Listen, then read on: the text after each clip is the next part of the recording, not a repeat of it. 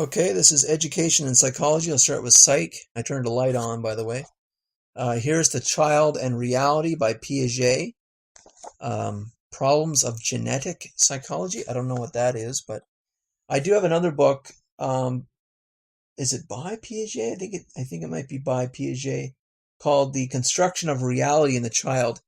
I'm very curious if Piaget was onto something about, he was doing some philosophy perhaps, about how the mind, in what cases is the mind already ready for the world versus in what cases is the mind not and then has to go through processes to become ready. So that is why I bought this one. That's just another piece of that, Piaget's ideas. The other book in Psych is by Bowlby, The Making and Breaking of Affectional Bonds. So I've got a couple books by Bowlby. He's the attachment theory guy. And another one of his books I can add to it. I don't know if Bowlby... I just noticed the first chapter here is psychoanalysis. I'm not familiar that Bowlby was at all interested in Freud, but I don't know, like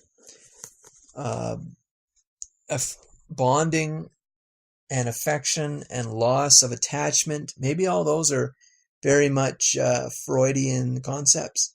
So I don't know. Here's a little tiny book on critical thinking. Very tiny. I probably didn't even need to mention it. But The Foundation for Critical Thinking. That's who it was printed by. Here's a teaching book I got for free. Becoming a Teacher, 3rd edition. Pretty much the only reason that this was free. I think I said that. The only reason I looked through it the other day because I wanted to know if there was anything to do with philosophy in here, and there is nothing in here to do with philosophy. Not in the index, not a chapter in it. Does talk about professionalism, does talk about what it means to be a teacher, but it seems like they really don't want to use the word philosophy. They don't want to mention any philosophers. And they don't want teachers to even get their mind into that. So I think that's odd. But that's a modern textbook. That's recent. That's a big education publisher, Pearson. And that is, what year? 2008. Yeah, 2008. 2009. Here's little book, Education, Work, and Leisure. I've got a few more of these types, these students' library of education books, so I believe it was free. I picked that up. Here's A Place Called School by John Goodlad. It's supposed to be a somewhat popular, somewhat famous book in education. It was printed in 1984 about school reform. I'm not sure what it is exactly. I was reading a bit of the preface, and which is often the case of academics, they don't get to the point. They blab and blab, and they don't give you a nice paragraph of summary. So he just talking about reform and 3 purposes to writing the book, and he just says improving this, but he doesn't say what's wrong with the schools. So I don't know if he's like, this is a free school movement, progressive movement, back to tradition movement. Not apparent, so I don't know, but still worth having and looking at. Here's another Kieran Egan book, Learning in Depth. Got a few Kieran Egan books already. Just one piece I was getting out of this book here is that he disagrees that right now the current trend in curriculum development is that all we care about is that we have content in the curriculum that is relevant to the life of the student at the time. And he says that's not doing justice to a child's capacity, and instead that we should have depth of learning in different content areas. and the depth of learning will actually help the general learning of relevant things. So that's what he seems to be saying in there. That's at least one innovation that he has. Here's a Hurried Child, 3rd edition. I actually read this in my master's, so I got it when I saw it. The subtitle is Growing Up Too Fast, Too Soon. This is by Elkind. This is essentially a progressive, I would say radical progressive. He is a Rousseau, like adult influences are bad and we should slow down the school system, teach them to read later and all kinds of things like that. So he would be I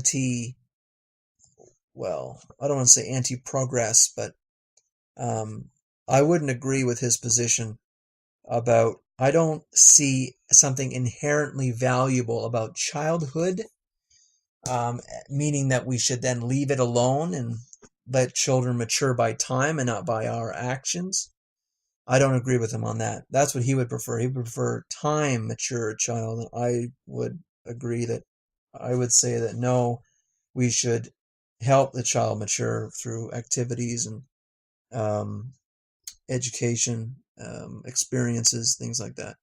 Not simply just leave them for time. And if the language critical period argument couldn't be made as a simple refutation of Elkind, then there are things that the child, there are things that the person should learn early as possible, such as language, because when they're adults it's much harder. But if you took Elkind to the extreme, then you wouldn't do that, and that would be pretty shameful. So here's Cultural Literacy by Hirsch. This is somewhat of a popular book about the decaying education system, and I bet you I think Hirsch is probably the opposite to Elkind. So that'll be interesting. It's nice to have a copy of this, though. Here's Controversies in Teaching by Hare.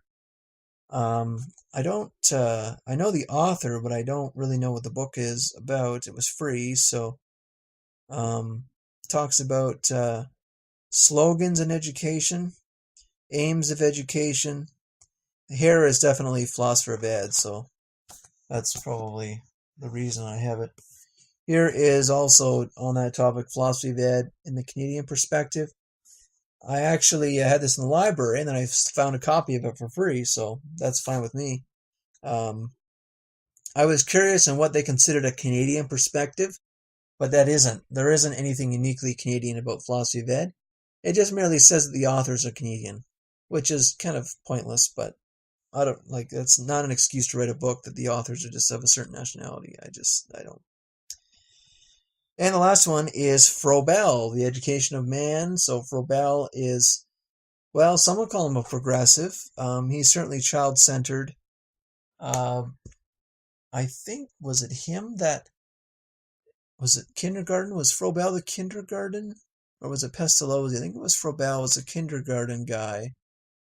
And it wasn't him, though. I think it was Pestalozzi who had these strange ideas about children needing adults as emotional, like, I want to say statues, but that's not right, but like emotional support, and that almost is like the parent is a conduit the child uses for their emotional development, something odd like that. But anyways, Froebel, Pestalozzi, Montessori, they are big child-centered. Some would call them progressive. Educators that aren't discussed as much. Montessori discussed the least. And anyways, so that's education, and the final one's politics.